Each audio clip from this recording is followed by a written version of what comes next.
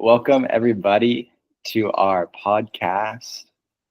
This has been fun. We've been doing this for a few weeks now. I think we're on episode 4 or 5 now. I can't remember. But it's been great talking to you, Graham, about all these different topics and sharing that with our friends and family in the world. And today we wanted to talk about Thanksgiving. With Thanksgiving coming up, we wanted to discuss not necessarily the holiday, but more so the principle behind the holiday and gratitude and why that's so important for us in our lives as human beings and how it connects us in a really deep spiritual way. And and so we want to share that discussion with you. Probably be brief and not too long. But Grandma, what are your thoughts when it comes to gratitude? Why is gratitude so powerful? Because I mean, it seems like such a simple thing. I think it's easy to take for granted. I think it's easy to overlook. But to you, like, why do you feel like it's so powerful to have gratitude? Well, the first thing that comes to my mind is that gratitude is a very high vibrational emotion or feeling, whatever you want to call it. Or what else can we call gratitude? A way of being. It's a high vibration. So when a person goes into deep gratitude, they start to think about, instead of their challenges and difficulties or whatever in life, the things that they have or are related to at the time in their life that brings them joy. So gratitude takes you to a place of joy. And that's a very high state of being, is joy. I feel like that's one of the huge qualities of God, is joy. And so then we're going into vibrating on, into that plane of godliness. So gratitude is about not taking things for granted that seem trivial maybe. But as I'm sitting here talking right now, there's many thousands of chemical reactions that are going on in my body that I'm not controlling. They're totally unconscious. Food is digesting, oxygen's going in and out of my lungs, my voice box is vibrating so I can talk. These are miracles, they really are. We're not afraid to breathe because we're going to run out of air. It's there. So it's really getting down to thinking about, not just the obvious, but I think maybe sometimes things that are not so obvious that we might take for granted, that can bring us into awe and wonder, which also takes us into the realm of spirit.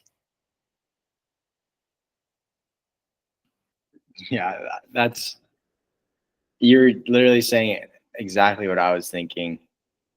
Because like when it comes to things that are all around us or in our lives, things that we have, things that we are, there's so much that we have to be thankful for that's so easily overlooked. Like I think everyone can look around and in less than 10 seconds find something that if it were taken away, like they would be so disappointed. And like even right now, like I'm looking around, I have, the food in my fridge, I have a roof over my head, I'm looking at a drone right now that my company's given me to help me with my job. Like my cell phone and just what we're able to do right now with this computer, we're so blessed. Like infinitely, we have so many things to be grateful for. And some people may have more than others, but I feel like no matter how little you feel you may have, you still have so much. And I mean, even just within ourselves, like our bodies are amazing. And so, yeah, I agree with you. I think gratitude is, I've heard people talk about how gratitude is like a hack to tap into abundance, to tap into abundant thinking, to tap into the law of detachment. Because when we're so focused on something that we don't have, or when we convince ourselves that we need something in order to like feel good or to feel fulfilled, it's so easy to get into fear and scarcity energy. But when you're grateful and you realize like, well, I have enough, it makes it so you naturally put less pressure on the thing you're trying to get. It's like, I want that, but if it doesn't come my way, if it's not for me right now, I'm okay because I have enough and I'm happy in the enough. I'm happy there. I have that joy you mentioned with what I have. And I think sometimes we just get blinded and we forget how much abundance we actually have, how much abundance we actually can tap into. You know what I mean? So it's like relaxing into the knowing, the inner knowing that we already have everything we need and that more is coming. It is done to you as you believe, but you're not stressed out about it. You just know. And I think one of the things that I've been thinking about lately is about how we are so privileged to be able to even think about what our purpose in life is.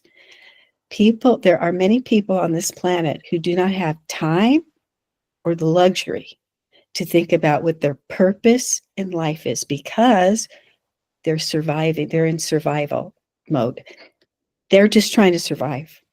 Okay.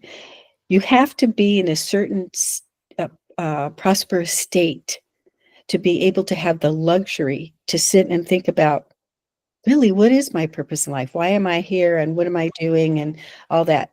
We're not scrambling around just trying to survive. We're very blessed to be able to have the luxury to even think about those existential questions. And that's another thing to be extremely grateful for. Yeah. Yeah, it's strange. It's like there's so many paradoxes in life. Like the more you have, the more you have. Like the more you get, the more you get. It's interesting. Like there's a parable in the Bible where Jesus is talking about the talents, and these people, they're given a certain amount of talents, and those who grow their talent or the talents they have receive more, and those who hid their talent away in fear of losing it lost everything they had. Mm-hmm. And so there's this like interesting principle of like, if you're going to obtain more and more and grow and expand, you have to have some amount of something. Like there has to be some substance in order for you to grow it. It's really hard to go from nothing to something. It's hard. I feel like it's harder to go from nothing to something than it is to go from something to much. Absolutely. Plenty. And I think there's definitely our brothers and sisters out there who are going from nothing to something.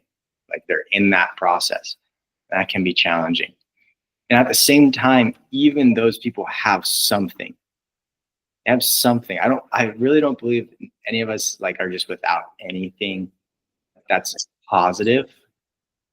And so I think that what gratitude can do is like bring you into that frame of seeing that I have something and I can grow from where I am. I can grow from what I have, as opposed to convincing ourselves like we're at nothing and we need to get somewhere that we're not yet. which is interesting. And I also had this thought too. I've heard people talk about, gratitude is like the best hack to count your blessings and be happy and joyful. And it's true. And I've seen people take it a step further, like the David Goggins of gratitude, or like the Mike Tysons of gratitude, like the guys that are just take it to that next level. Talk about how we can even be grateful for the challenges we have and the trials. The negative, hard things can actually be positives. And that's an interesting topic. What do you feel like about that? Do you feel like gratitude for trials is one, is it possible? And two, is it healthy? And if and how? What are your thoughts? I absolutely believe 100% that our challenges is what makes us grow. It either makes us grow or we stay stuck and the same challenges keep happening over and same lessons will keep coming up until we learn the lesson and move on. But then there will be another challenge. This is the school of life, like we were talking about earlier. The school of life, expect it. And the human part of it, I don't like it when it's happening. It bugs me. I could feel angry, disappointed, all those kinds of things. But I'm called to rise above that. Getting stuck there does nobody any good, especially me. So I am grateful for all the challenges I've had in my life. It's, like people say, it's maybe who I am today, right? It's a refining process, you have to go through the fire to get refined. It's just the way that it is. And it's rising above that, those things and creating resilience. Once you do that, it gets easier. But yes, I am grateful for challenges, and I think that that's something that people don't like, but if you look deeper into it, it's for our benefit. Yeah, it reminds me of the principle of like this idea of, I don't know if it's the actual concept, like the thorough concept of yin and yang, but from what I understand, it's like this idea that this life is full of positive and negative things that are combined together, and those things work together for our greater good if we but have faith in that greater good. And that no matter what happens in life, who are, like, you gave an analogy in one of our earlier episodes of a story between like a father and a son or something. And like, who are we to say what event in our life is good or bad? Because things are always changing. So like, one thing can seem to start bad and it ends up being really good in the end, or one thing starts great and ends up being really bad.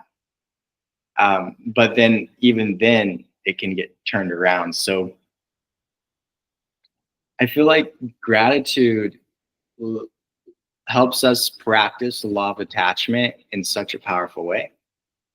Because as I've tried to practice the law of detachment in my life, what I've realized is the best way that I've found for myself to practice it is whether something is happening that is like I perceive to be amazing or I perceive to be just horrible, no matter what it is, good or bad, yin or yang, it's not a big deal.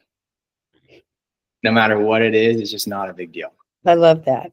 Yeah, I just, I made more, let's say I made more money today than I have in the last year. It's not a big deal. Or let's say I just had a job that I really wanted cancel on me. Not a big deal. Like, just move forward in that greater good. We're just moving forward in that greater good. and everything outside of me is going to go up and down on that journey.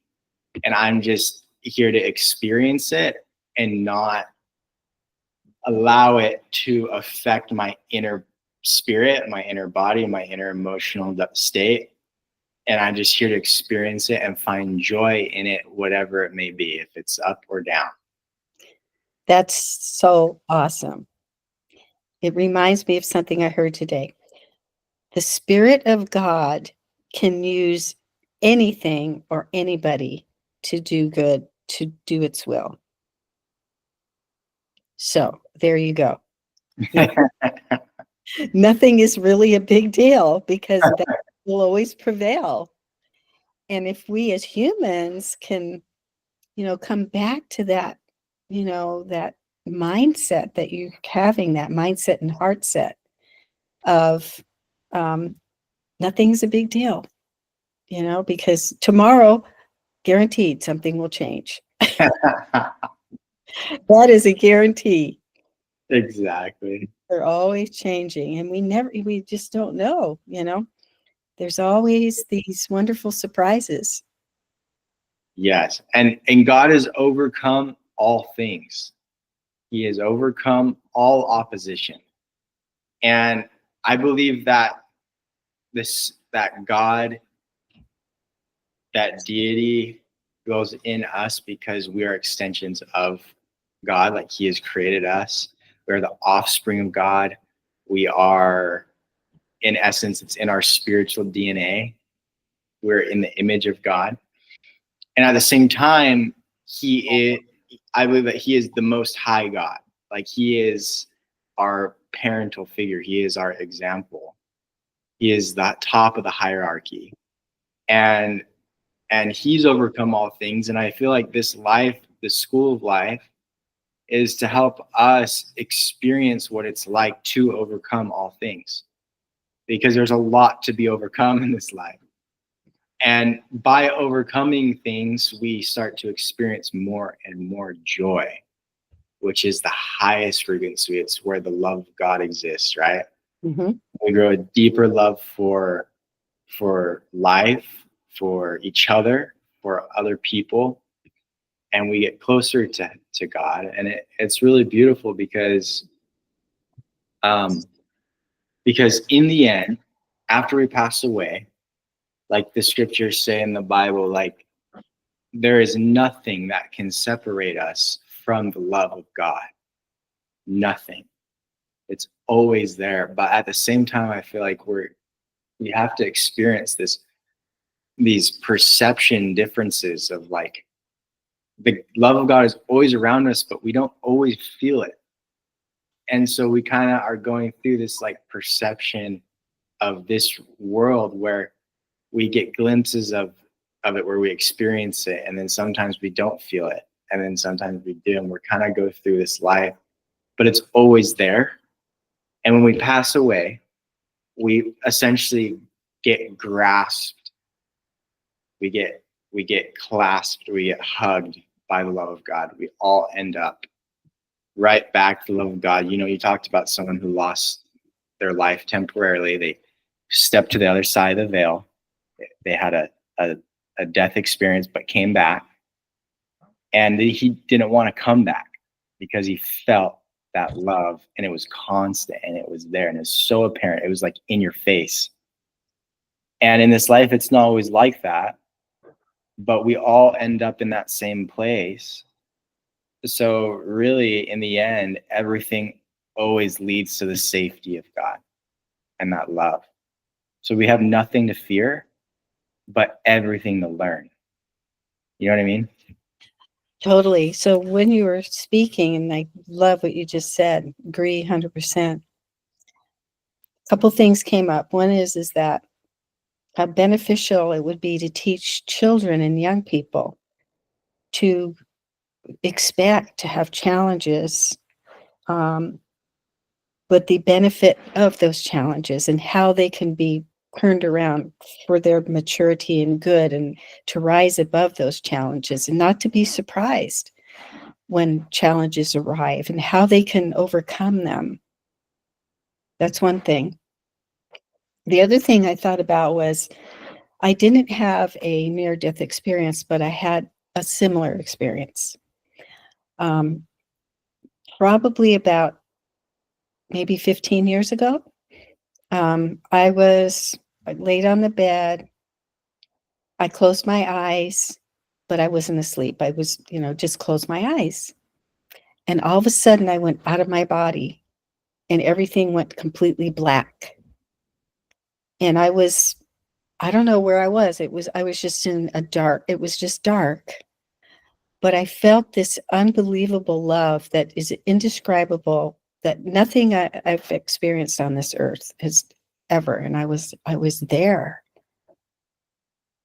And when I had the thought, I don't want to go back, I went back into my body and I woke up. And I was like, oh, darn, I shouldn't have thought that. But I really didn't want to come back. I just was in bliss. I can't explain it any other way. A love that doesn't exist here in this realm. So I know it's true. I know I've experienced it myself, and all, everything that we're just being refined. We're These challenges are refining us to be better representatives of the Spirit of the living God. That's it. Yeah. And so, bringing it all the way back around again, gratitude, gratitude for that, for those challenges. And so it's about, in this life, I believe, it's about coming to a realization of our true, authentic self, which is an emanation of God. This is, we put a lot of masks on. We put on a lot of costumes. We're not, sometimes we don't have a realization of how powerful we are, of how loved we are, how important we are. And so we limit ourselves because we don't really see our higher self.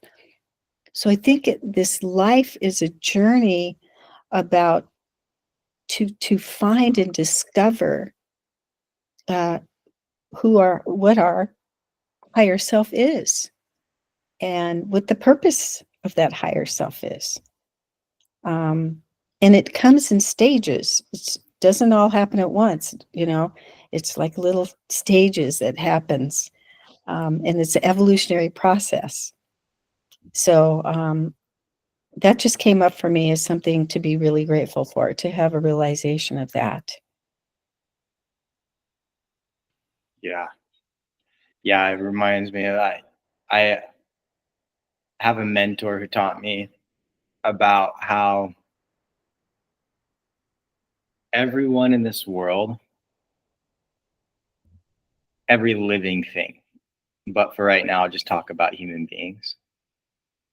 Every single person in this world is infinitely valuable just because they exist.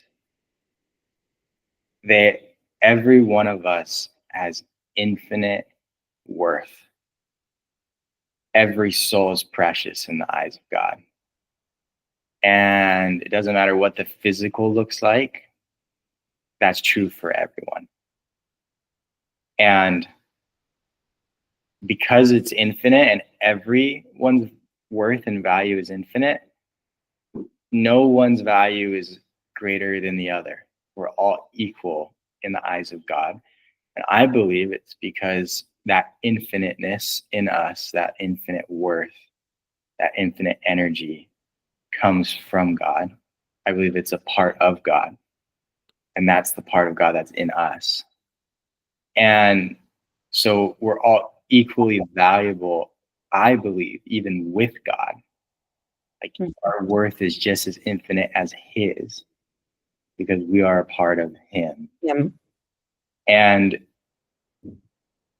And that like love that comes from that source of infiniteness, that worth, that value is in everyone. And I think number one, it starts with us seeing it in ourselves, like just acknowledging it in ourselves, realizing it, just like saying, you know what, yeah, that's true. And then number two, seeing it in others, recognizing it in them. And you can't do one and two without also recognizing how interconnected we are to each other. And then on top of that, um, on top of that, once we see that all the value and worth that we ever need, all the love we could ever need or feel is already within us, and it's already coming from God directly to us every moment. There's not a moment it ever stops, not when your heart beats, not when your heart stops. It's always there. Then like you realize that you are always in infinite abundance of love. Like you can never run out, and there's no limits in that. There's no limits in love. I mean, think about it. There's an infinite, never-ending ways that you can express the divine love to someone else or to yourself. It's the most creative process in the world, is to love. And I think that outward expression of the love that's already within you, that comes from God, that outward expression, I believe that's what the world perceives and is what they're calling it when they say you're creating value for the world. You're giving value to the world. And I think that's what they mean. And everyone talks about, I have this calling. I feel this calling in my heart. I need to be doing this. I need to be making this difference. I need to be doing that. Like that's that infinite energy coming from God into your soul, telling you that is the value, one of the many ways that you can share your infinite value with the world. And I think that there is, once you see that value in yourself and you recognize you can tap in that energy all the time, you realize you always have your cup full. In fact, your cup is always overflowing. You will never run out, and therefore you have everything to give, and you need nothing. You need nothing. And you see this with the most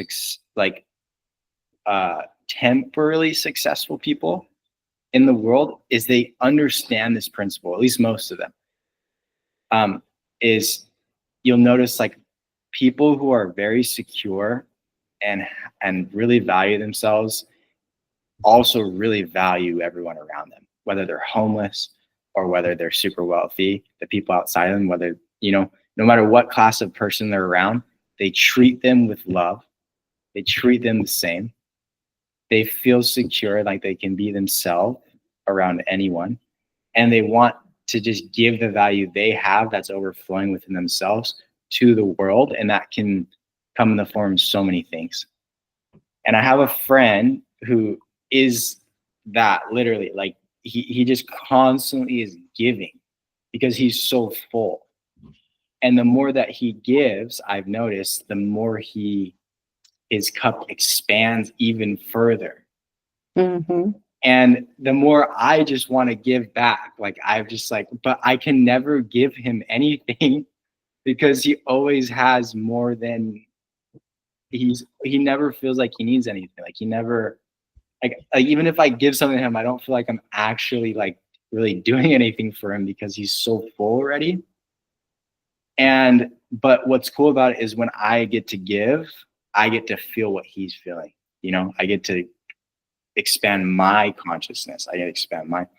So it's this powerful thing. And I feel like that's exactly what God does. The sun shines on the good and the bad, shines everyone. He gives freely. He doesn't need anything in return. He just wants us to love. That's all. He wants us to learn that lesson of love, and he doesn't need anything in return. He just wants the very best. And like parents feel that way, I'm sure. Like that's like I think that's why parents say that being a parent is like such a divine experience, like the love you feel for your child. But I don't know. What are your thoughts about that? Well, I think you're describing a person who is discovering their higher self, their Yeah. their true purpose, their highest self, and they're going in that direction. And it's a beautiful thing. It's why we're here. That's what I believe. That's why we're here. To be the love, when you hear about people having uh, near-death experiences and other, spiritual experiences, the predominant overall thing they talk about is the love. Because God is love. It's as simple as that and as complicated as that. God is love. And so God, being made in the image and likeness of God, then the true expression of ourselves is to also be love. 100%. I loved what you said. It's fantastic. And there's the difference too, because I think some of us might feel like, well, I give and I give and I give, but sometimes I feel like I get worn out by that. I've met people who give a lot, Mm-hmm. and then they feel like exhausted, et cetera, et cetera. Mm-hmm. And I think what the difference is like you can give. I think what the difference is like with my friend, for example, what he does is he not only does he just give freely, like without expectation, but he also, there's two parts to it. The other part is he takes great care of himself. That's it. And I think that's the missing link. So if you're giving and you're giving and you're giving and you're feeling worn out by that, it's most likely we'll check in with ourselves. It's probably because you're not taking good care of yourself. And I think that's is like the two commandments that Christ talked about is like love God with all your heart and love your neighbor as yourself. And I feel like to love God, I feel like if you were to put the loving God in an action, be like taking great care of yourself, because that's what God wants for you. You want to love God, love yourself, right? Take great care of yourself. And I believe the commandments of God are like the beginning basics of how to take great care of yourself. And then from that, your cup is full. You can just like outpour so much value to the world and expand your joy in that. You know what I mean? So it's about balance, If you give from an empty place, then you're going to get worn out. So it's like you said, you have to fill yourself up. So take care of yourself spiritually, mentally, physically, emotionally, on all the financially, on all the basic structures of life. Fill yourself up first so you have something to give. And then you keep on doing that, and it becomes this great, beautiful cycle. Yes. And that's a great point too, is like, because I feel like when you see your infinite worth, it becomes natural to take good care of yourself. Mm-hmm. Sure. I think for me, I've found that when I'm having a hard time taking care of myself at a high level, it's because I'm not recognizing my infinite worth. And and I think that's what we talk about, when we feel insecure sometimes as humans and we feel, low self-esteem, etc. But when we can see that infinite value in ourselves and act on that infinite value by taking good care of ourselves, by loving ourselves and loving God and doing those things, then like you said, then you have so much to give, because you realize you really do. You really have so much to give. Well, guess what? I'm grateful for you. It's amazing to have a grandson with such wisdom, spiritual wisdom, and it's, I don't know, I'm grateful. I'm grateful for you. Yeah, I'm grateful for you. And I'm grateful for this fun podcast we started. It's been great. Yes, thank you so much for being the leader and the encourager, and yeah, You're welcome. And that was the part. I feel like this is our way, one of many ways that you and I get to take from our overflowing cups and just share that value with the world, and just give freely. And we love everyone who sees this, and we just hope that, I mean, a lot of these things you guys probably already know.